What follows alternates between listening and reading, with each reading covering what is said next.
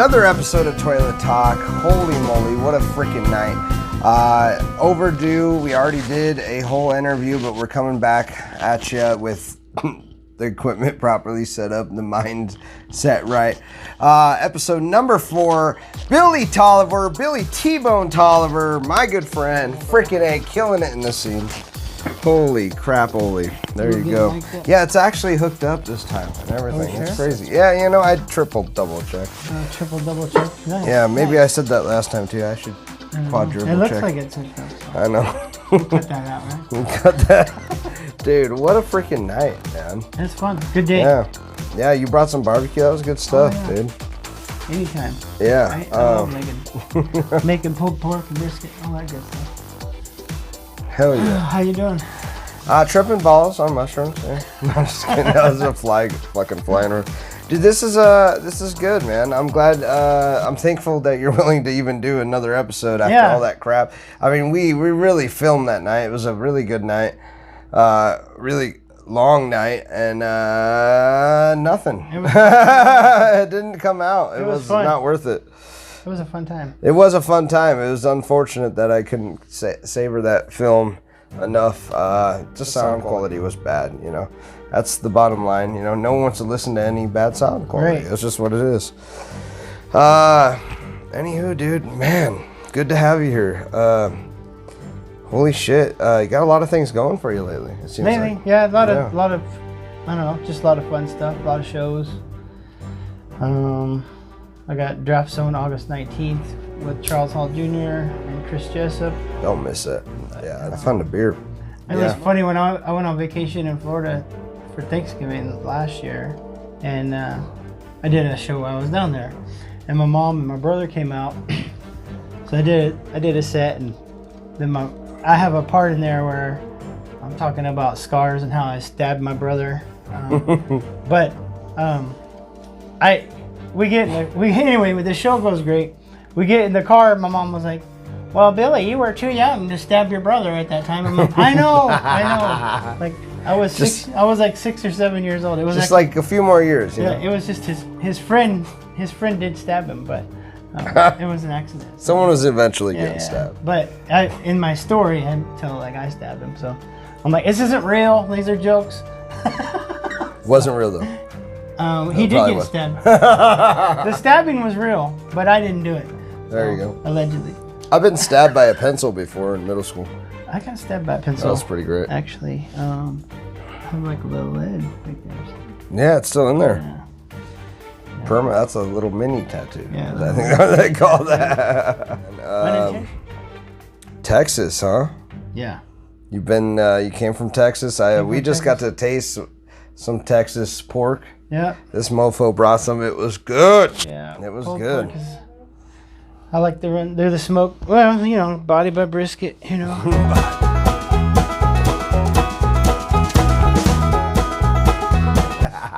How it goes. I didn't realize it said that. I saw the brisket. I didn't read the rest of it. It's appropriate. So. My body's by Twinkies. Right. That's funny. Little Debbie's. No, corn dogs mainly, actually. I'm a big fan. Big fan, yeah. Gas station corn dogs? You know, whatever That's gets my stomach. For your booty hole right I love a thrill. You know? That's funny. Holy shit, dude. Oh, it's good to have you here. Oh, what a fucking night, dude. I'll cut this out, but we might have to film more in the morning. This became a little later. Get that on there to remind me that I was curious about your martial arts stuff. Oh, okay. Yeah. So, like, you used to do competition stuff? Yeah. Like you were Joe Rogan at one time? Yeah, I used to do full contact martial arts and kickboxing and MMA. So I guess I might have done a little more. Probably not at his level. I don't know. I wouldn't say that. I was pretty good, but kickboxing's pretty cool. I mean, it's pretty you get to punch and kick. Yeah, you know what I mean? Yeah. They call it boxing. I would just call it fighting. And MMA was interesting, but I was. Let's see. The last fight I had was when my first ex was pregnant with our oldest son, and I was 33. So it was one of those spots where you're like, you either need to go at it or like stop. And like try to have a full-time job with a kid and do fights was stupid. So I was like, I'm out. Yeah, and you know, having to wake up that sore the next day, it's a little different than working out. Right. You know, you're also got bruises on your face. Right. So what I was surprised about, to be honest, that after my first fight, I was amazed at how, because like, you wouldn't know unless you're in there, but like I had like bruising on my head because you're like pinned up. If you're pinned up against the cage, and you'd be like, "Why does my head hurt?" But it was because the chain link fence, you're getting rubbed against that sometimes. So that was interesting, like kind of bruising on your head. It's weird, but it was fun. I enjoyed it, but I can only relate to doing a lot of plumbing work. You bump your head constantly underneath the sink. You don't think about it because you're so used to it, but a day or two later, you're like, ow, ow. I started martial arts though when I was like 8. My dad's one of my dad's good friends, coworker, was like former military law enforcement, and he it basically was Ishinru, which a lot of people have never heard of. But it's like a traditional Japanese martial arts, and I won't say it's like Karate Kid Miyagi style, but I used to go over to his house, do yard work, and he would train me a little bit. That was kind of what was going on. And then I talked to a couple of my friends, and we're like, so then there was like 4 of us, and then we started training out. Actually, at my dad's work site, they had like a little office, probably about as big as this room, and 4 of us would kind of do our thing. But it ended up growing to like 100 people. We ended up renting out like a gym, church gym or whatever to work out in, and it was fun. That was a good path growing up because it taught you like all that self-discipline and mental toughness and a lot of tools that you kind of need for life when you get older. Yeah. Because we've talked about what life throws at you, what you get into, the decisions you make, choices other people make. That I think you got to witness like a lot of what happens when people make certain choices, being working in a mortuary. Oh yeah. Yeah, those are permanent. Let other people fuck around and find out. Some of those are permanent decisions. Yeah, other people making decisions, people making decisions for themselves, and yeah, it's crazy the stuff. funeral life is wild, but. Does that probably help get you into comedy? Probably. Oh yeah. I think we talked about. We might have talked about that. Yeah, already. like the last few years. I'm not sure. Like funeral service is weird because like that is not a job. That's more of a calling. Like that's more like you don't do that for the money because like they don't really make that much money, but you're more of. I always felt like I was ministering to families, kind of like not like a. You're just pastor. helping them out. You're taking them at one of the worst moments in their lives, kind of bringing them through that. That's but cool. After like, I don't know, like I really liked it and I really liked serving families, but like 15, 16 years in, I was just like burnt out. So like the last few years, it was probably a disservice to the families for me to stay in that line of work. So that's kind of why I was just like, I'm done. I got to do something else.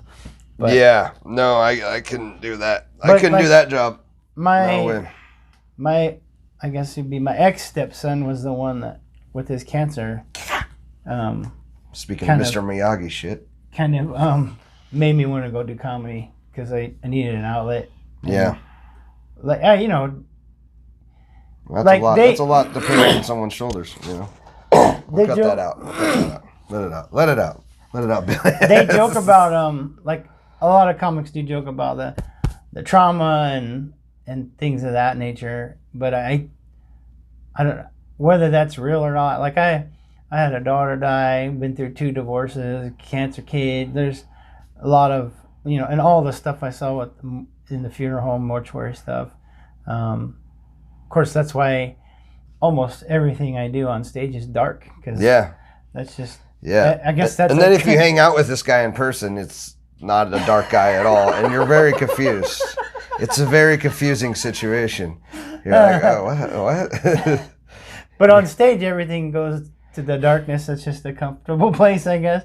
But like off stage, I'm just go with the flow, kind of like whatever. What can I do to help you out, man? Right, yeah. Wait, what? I'll bring you some food. Yeah, whatever. But yeah, it's no. It's very contradictory, but we do have a great comedy community, though. That's fun. Sure. It's fun.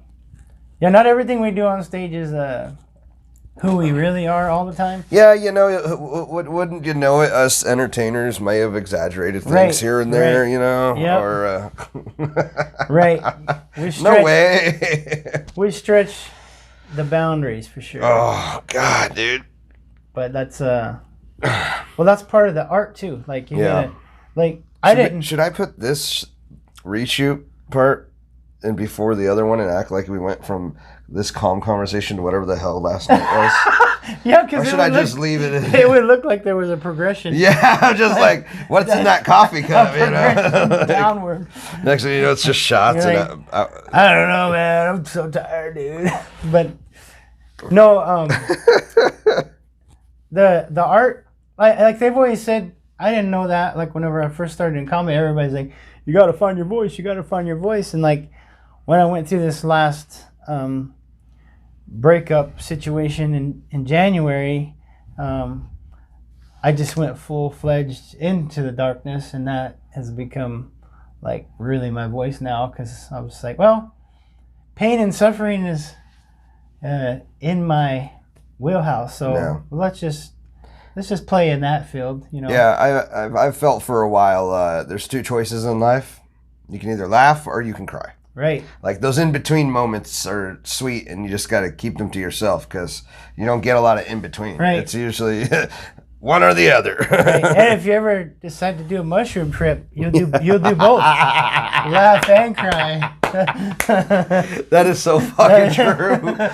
Oh, dude, that is so fucking true. I had no idea that I could cry and laugh. That like the extremes. Like, oh man, I like what they call it. They call it a ego death. Oh, okay. I believe they call it, is when you go through all that emotion and that craziness, and you feel like you almost died basically, but then you come back alive the next day and everything's fine. You're like, because the mushrooms have worn off. You're like, oh, okay, that wasn't so bad. Yeah, I thought I was gonna die yesterday. But yeah, no. First time I did acid, it lasted so long that I was just like, did I die? Like I'm in eternity. Like this is eternity. Like, felt like I was there for a billion million years, you know. I'd never taken mushrooms, and so like, you know, wait until you're 47 just to take a few caps, and then I didn't know the rules.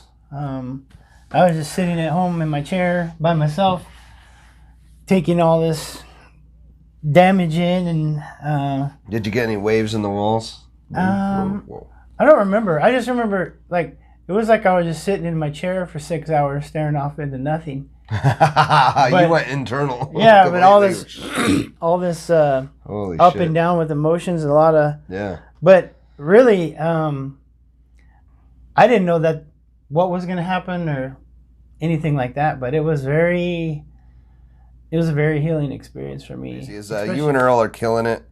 I believe. Do you have any shows coming up? I believe you do. There's one that might not make it. Yeah, they have the one on the 22nd, which that's not gonna make for that, but that's in Illinois. And then August 19th at the Draft Zone. There you go. I'm hosting Chris Jessup and Charles Hall Jr. We'll get that on there. Yeah. Which is just, it's not that far, folks. Like you just come right past the state line. I know some of you go to Cabela's or whatever, but like, well, I don't know how many people from Washington go to Cabela's, but it's like right off the freeway. Yeah, it's right off the freeway. It's easy to get to. It's a good spot, a great venue. We'll have the address right here. Right here? Yep, right there. Maybe they'll come across. Yeah. Anyway. Something. But dude, I look forward to that 19th August 19th. It'll be fun. Show. That's gonna be great, dude. You'll see some darkness for me for sure. Even though Charles, that's like. Charles is the black guy, but the darkness is coming from me. So I don't know. Oh, dude. We won't cut Actually, that out, probably. okay. I actually have. You're next, Charles. So Charles Hall Jr. He was doing a show at the Croc Center. I got it. That guy is funny as hell. Whether or not you put this on there, whatever. So the Croc Center does like clean shows, and the background, like walk into the stage, is pretty dark. And of course, those that know Charles, yeah.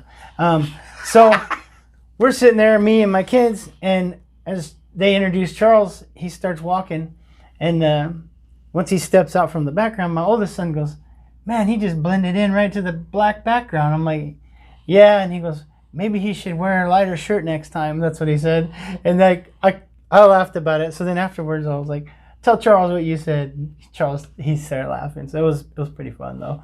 Oh yeah, the guy has a great sense of humor. He's a great guy.